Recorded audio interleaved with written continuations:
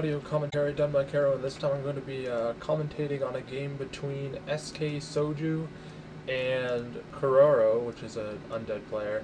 And again, I'm going to switch the night elf perspective really quickly because I don't want to see the observer chat in this game. This game is going to be played on Twisted Meadows, a popular, thought to be a night elf advantage map. You'll see Soju going for an early, well, not really early, just Ancient War Moonwell, which is pretty common. Early build for Night Elf. It would appear right now that he's going for Huntresses, but from seeing this game, that is not the case. I've only seen part of it. I haven't actually seen the outcome. But this is Game 3 in a series that I think it was played yesterday, I'm pretty sure. But if you guys want a quick spoil, actually I'm not going to spoil it for you. The score right now between them is 1-1, and Soju won the first game and lost the second game. So this is Game 3, and it's the clan war of Hoorai versus sorry for the pronunciation there, guys. I'm not sure if I'm pronouncing it right, but anyway, Hoorai versus SK, and it should promise to be a good game. We have an Ancient of War going in for Soju, so it does look like he is indeed going for archers. Somewhat not very standard build, but again, he is searching quickly with the two wisps, one going for one location, one going for the other. Of course, we know he is going to find the undead right off the bat, and another moonwell going up for Soju. Some basic early game play going on. Anyway, so continuing on, Soju will find the undead base. He will see a tomb of relics going up, and he will see there is no graveyard. Soju knows that Kuroro is not going for Crypt Fiends. He knows that he is indeed going for ghouls, and Soju himself does have a Demon Hunter warping out of his Altar of Elders. He's going to keep one of his wisps up here to scout out Kuroro if he does indeed come, and he also has his wisp wisely placed right here so that if Kuroro goes and early creeps the mercenary camp, Soju will know about it and will be able to pick off the ghouls and the Death Knight with his Mana Bird. And so his Altar of Elders is coming up. My guess would be, of course, he is going to build archers. The Death Knight does see the Wisp. The Wisp is running away towards the camp, and it looks as though he's trying to outrun the Death Knight, maybe force a coil, hopefully, but no, that's not going to happen. He's going to have to detonate in just a second. He's going to wait for one more hit, and he does detonate. And here comes the Demon Hunter to do some early game harassing. Soju wisely hitting the Tomb of Relics, the undead shop, to prevent him from getting Rods of Necromancy and other such items. You'll see some action going on in the main base. The Demon Hunter not really doing anything. Back to the main base, we have a ghoul going, hitting the Wisp, and Soju wisely doing some Wisp micro. He's going to switch out that Wisp for a Wisp in his mind to protect the health while not wasting a Moonwell. Soju running back with his Demon Hunter and continuing to harass is Kuroro, trying to pick off those Wisps, but not very effective because Soju is very good at micro right now, and you can see his micro is just spot on right now, making sure none of those Wisps lose too much health, and they're obviously going to make it back to the mine. And you see Soju trying to head off that ghoul at this location right here. He's going to get to the choke point. The ghoul's going to be able to run away at 181 health, so Soju might be able to take this down very easily. You'll see an Acolyte coming out, so Soju is going to focus on the Acolyte. The ghoul's too far away, so Soju hitting the Acolyte, a couple hits, 2 hits, 3 hits, and so Soju might be able to get this, and we'll see if he does by his experience bar. You look carefully, Soju hits the creeps, and sorry, Kuroro hits the creeps, the Acolyte goes down, and Soju just get the early game experience while keeping his archers in his base, so it looks like Soju's going to go out for some more harass, as well as a Wisp deciding to take out the top scout location. Soju right now has careful game control. He's going to buy Boots of Speed because that's what he needs for his harass, and he's going to place a Wisp at the top of the map to scout if creeping is going on. You see that he wisely scouts Kuroro. He saw Kuroro scouting and creeping early. He's going to pull that Null Overseer out to the top to about this location right here. You guys can't see it because Fog of Warzone, but he will pull the creep out there and try to take down the early Overseer. You'll see his archers are moving in, as well as the Wisp wisely being placed at the last tree so the creeps can't hit him, but he can see if Kuroro doesn't decide to expo. You'll see another Wisp going out for Soju's own expo if he does decide to expo as well.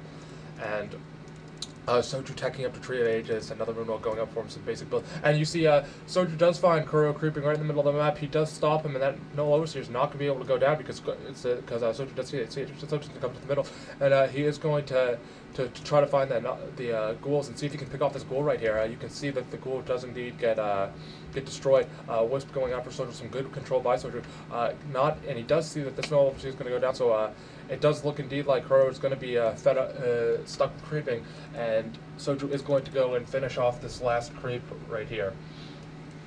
You'll see a Hunter's Hall going up for Soju, a little late in my opinion, but actually probably has perfect timing with Soju. Soju's a professional player, so that timing is right. Again, I'm a Night Elf sort of noob chef's casting, so hopefully that doesn't go up in time for Soju.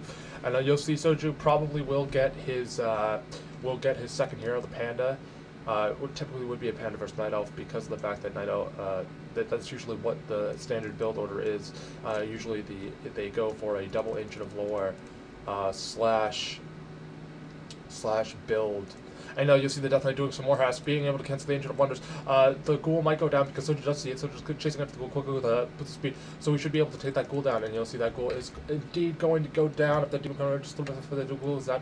And so the Panda is coming back to scout the creeping that is going on here. A Breath of Fire being fired by the Panda.